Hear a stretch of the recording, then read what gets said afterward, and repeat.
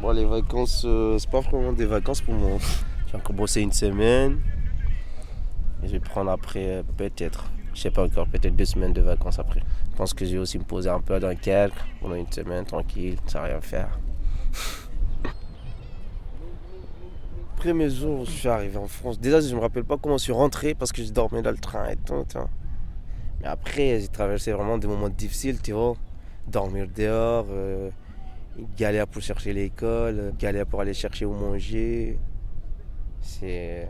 En fait, ce qui t'attendait, en fait, enfin, tu t'attends pas de venir tout gagner en même temps. Tu sais qu'il faut bosser pour gagner quelque chose, quoi.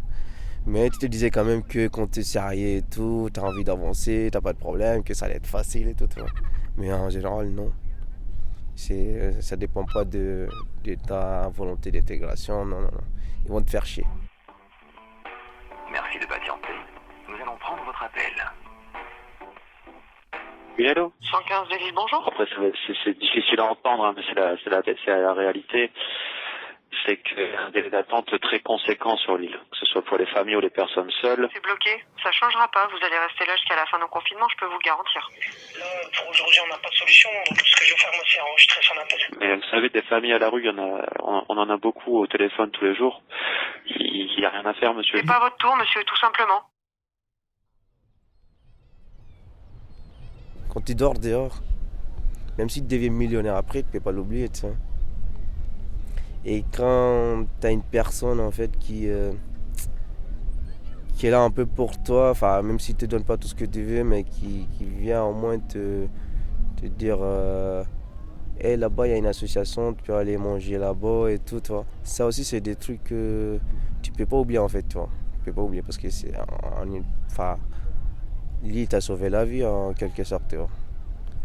Il y a quelques personnes comme ça, mais en général, les gens ils s'en foutent complètement. Quand en fait il y a une personne qui est dehors, tu vois, qui souffre et tout, tu peux voir même des gens qui lui marchent au-dessus, qui passent, tu vois, mais ils s'en foutent complètement en fait.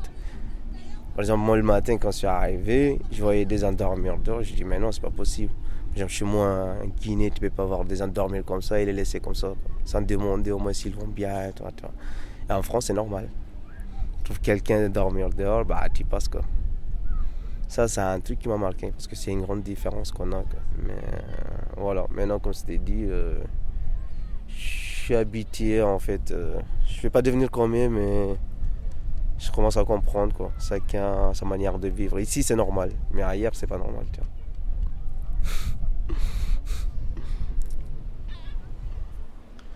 J'invite monsieur à nous rappeler dans les prochains jours, d'accord? Bon courage. Bon courage, monsieur.